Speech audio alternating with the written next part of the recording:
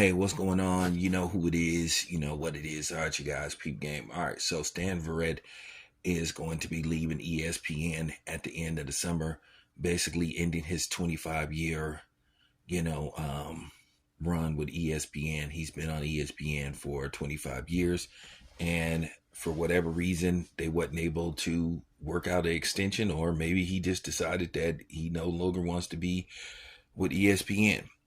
Guys like him, he probably at a point to where maybe he wants to do things on his own. Keep in mind, when you work for these major networks, you are straddled, you are hindered sometimes from being able to say exactly what you want. There are certain things you can talk about and certain things you can't. And then when they want you to talk about something controversial, they want to limit on how far you can go with your opinion. So in other words, they control your opinion because you basically answer to them.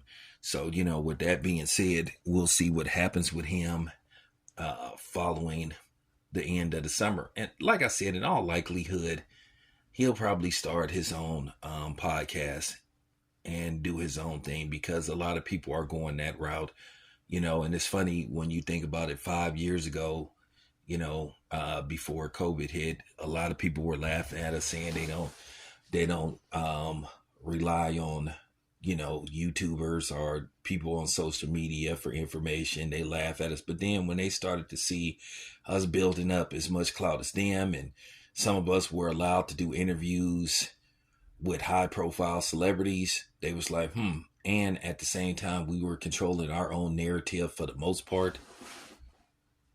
They were like, maybe this is something I need to further explore in the future. And now you see, a lot of high profile celebrities, starting their own social media platforms. Some went as far as, you know, putting TV series on social media, doing everything independently. So, with that being said, that's the smart thing to do. Control your own destiny for the most part.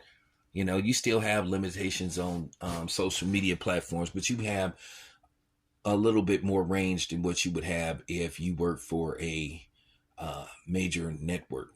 The ABCs, the NBCs, those type of people. CBS, you just have a certain amount of, you know, range where you could say this or you can say that, or you can't say this or you can't say that.